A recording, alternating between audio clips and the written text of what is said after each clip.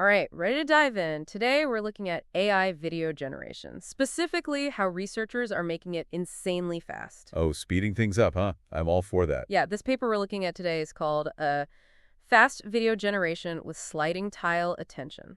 Okay, sliding tile attention. Sounds a bit like a home improvement project. Not quite, though it does involve a bit of reorganization, actually. But first, think about those cool AI-generated videos you've seen popping up online. Yeah. Ever wonder how they're made? Honestly, the tech always seemed like magic to me. Well, let's demystify it a bit. The magic often comes from these things called diffusion transformers, or DiTs for short. Digits 8s, okay. Vaguely familiar. Are those the things that are kind of slow? You're on the right track. DITs are powerful, but they rely on this process called 3D attention, and that can be a real bottleneck. 3D attention. So is that like the AI is looking at every frame of the video and making sure everything makes sense? Exactly. Like, imagine the AI is meticulously analyzing every pixel and every frame, making sure a ball thrown in one frame is caught in the next, stuff like that. I see. So it's about making the video coherent. I can see how that would be a lot of work for the AI. Oh, it's a ton of work. This paper gave this wild example. To generate a 5-second video clip, 720p, the AI needed over 15 minutes. 15 minutes for 5 seconds of video. Yeah, and get this. 13 of those minutes were spent just on the 3D attention part. Wow. So that's where the real slowdown is. Exactly, and that's what these researchers wanted to fix. So they started by visualizing how the AI was paying attention. Like, where is it focusing within the video? Oh, interesting. So, like, are we talking heat maps, showing where the AI's attention is most concentrated? Spot on. And what they found was kind of surprising. They trained the AI to analyze everything in the video, but it naturally gravitated towards very localized areas. So even though it could look at everything, it was choosing to focus on just small parts of the scene? Exactly. Almost like the AI was developing its own sense of what's important, even though it had the whole picture. That's fascinating. But seems kind of wasteful if it's spending all that time analyzing things it doesn't really need to focus on. Right. So you'd think, okay, let's just make the AI focus on those local areas from the start. And that's where sliding window attention, or SWA, comes in, like giving the AI blinders so it only sees what's most relevant. Makes sense to me. But I have a feeling it's not that simple. Otherwise, we probably wouldn't be talking about this paper. You're catching on. The problem was that existing ways of doing SWA in 3D, well, they were kind of inefficient, didn't really speed things up as much as you'd hope. Okay, now I'm really curious. Why not? What was the holdup? It boils down to how GPUs work. Those are the chips that do all the heavy lifting for AI. These older SWA methods created this messy computational pattern. The paper calls them mixed blocks, and it's like trying to fit square pegs into round holes. Ah, so it's not just the algorithm, it's how well it works with the hardware, right? Exactly. You got to make sure they play nice together. And that brings us to the big breakthrough of this paper, sliding tile attention, or STA.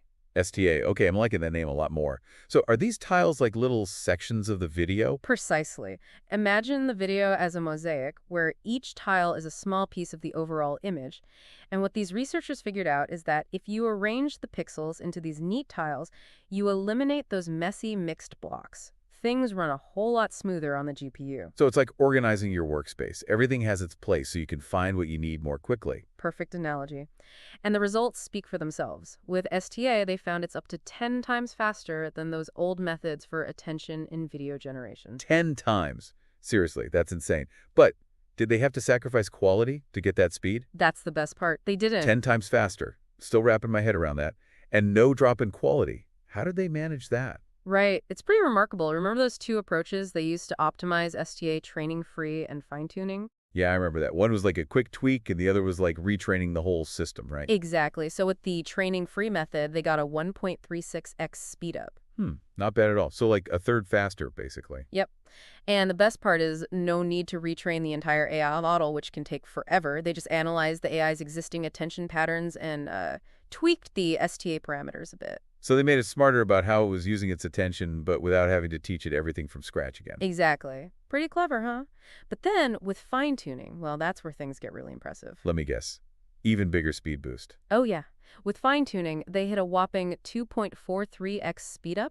Wow. So they were getting close to 3 times faster. It's mind-blowing, right? Of course, fine-tuning does require more computational power up front. Yeah, because you're basically retraining the whole AI. True. But think about the time saved in the long run. Imagine being able to generate videos almost 3 times faster. Game changer, especially for anyone working with video professionally.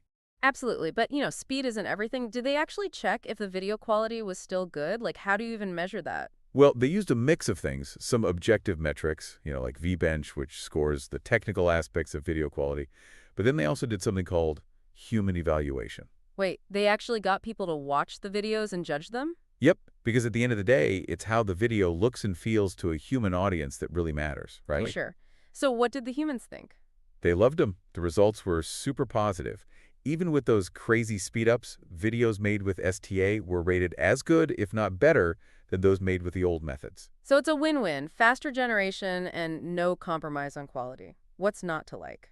Well, there was one interesting thing they noticed. Okay, I knew there had to be a catch. What was it? It was with the fine-tuning. They found that while it gave those amazing results, it could sometimes introduce, slight variations in the output. So even if you gave the AI the same instructions twice, the videos wouldn't be exactly identical?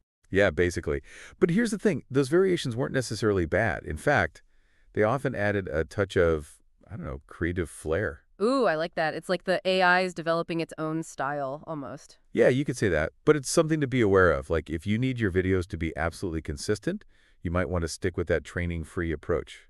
More predictable. Makes sense. So STA is looking pretty good, but how did it compare to other methods for speeding up video generation? You mentioned they tested it against a few different techniques, right? Oh yeah, they put SDA through its paces. One they tested was called CLEAR, short for Cond-like linearization. Basically, it uses the shortcut to try and simplify those complex calculations involved in attention. Okay, trying to keep up here. So clear is like taking a detour to avoid traffic, even if it means going a slightly longer route. Love that analogy. But sometimes that detour ends up being even more congested. They found that CLEAR did speed things up sometimes, but not as consistently as SDA, and in some cases it actually made things slower. Slower? How's that even possible? Well, remember those mixed blocks we talked about, the things GPUs hate? Turns out CLEAR doesn't optimize for them as well as SDA does. Ah, so it's like taking a shortcut that ends up being longer than the original path. Exactly. They also tested STA against this other technique called DeltaDid, which uses caching to try and speed things up. Caching, isn't that like saving things you use a lot on your computer desktop so you can access them faster? Exactly.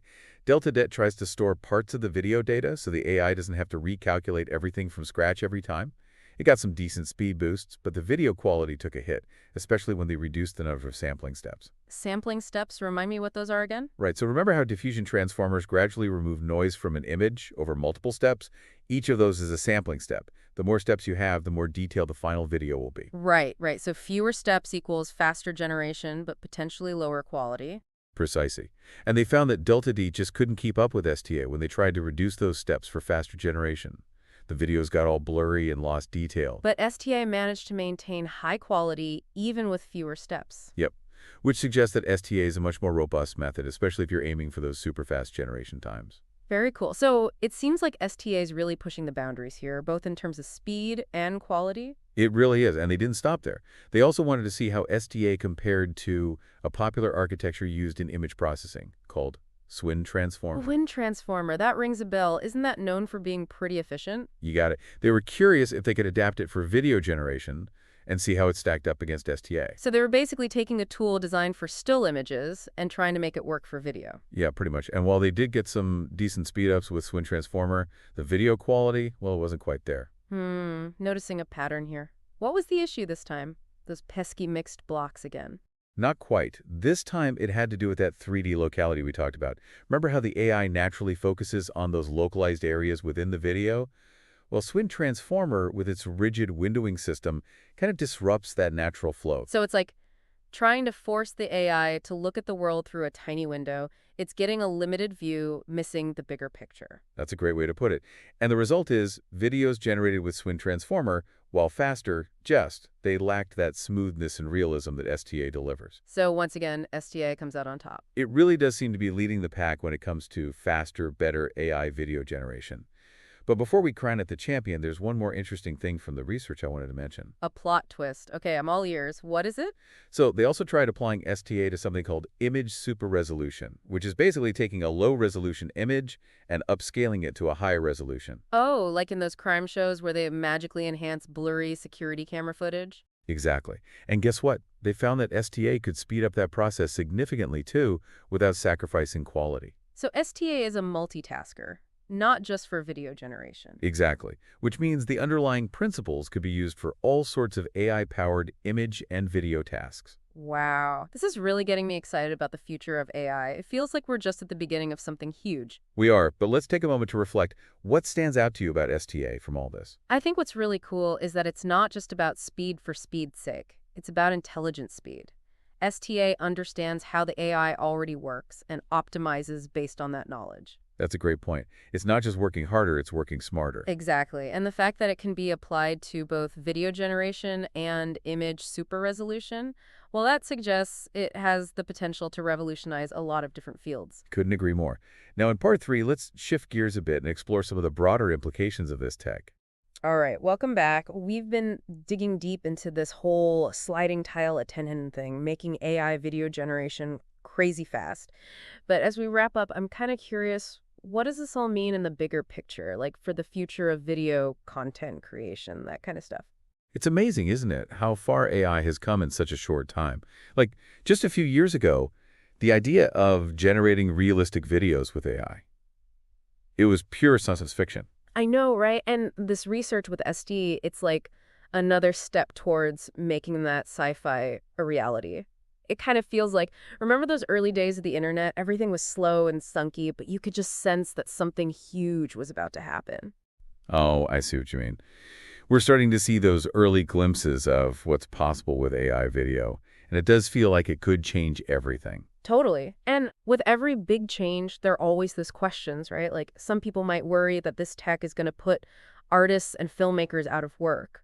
What do you think about that? Yeah, it's a natural concern, but I honestly see these AI tools as more of a way to empower creators, not replace them. Like, think about it. The invention of the camera didn't kill painting, right? If anything, it opened up new possibilities. These AI tools are probably going to be more like powerful new instruments in the hands of creative people. I like that. It's about amplifying human creativity, not replacing it. Exactly. Imagine, like, filmmakers being able to experiment with different styles, prototype scenes, all in a fraction of the time it used to take. It could unlock so much creative freedom. And it's not just entertainment, right? Think about education. Imagine teachers creating these immersive learning experiences with AI-generated videos, or scientists visualizing complex data in ways that were impossible before. So many possibilities. But of course, with any powerful tech, there's always the flip side. Got to consider the potential downsides too. Yeah, for sure. What kind of risks do you see with this AI video stuff becoming more accessible, easier to use? Well, one obvious one is misuse, right? The potential for deepfakes, spreading misinformation.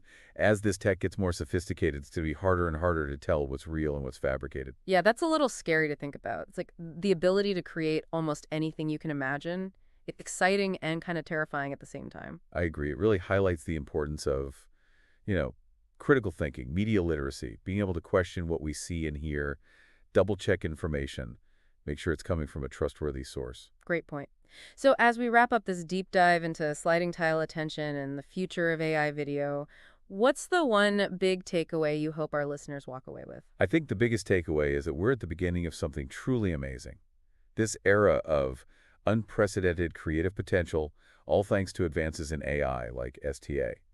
But with that potential comes responsibility.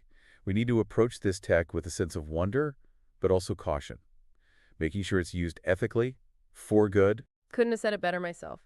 Well, thanks for joining us on this deep dive. I don't know about you, but I'm feeling super inspired by all of this, and I can't wait to see what the future holds for AI video. It's been a pleasure exploring this with you, and to everyone listening. Keep those minds curious, those imaginations going. We'll catch you next time for another deep dive into the world of research and discovery.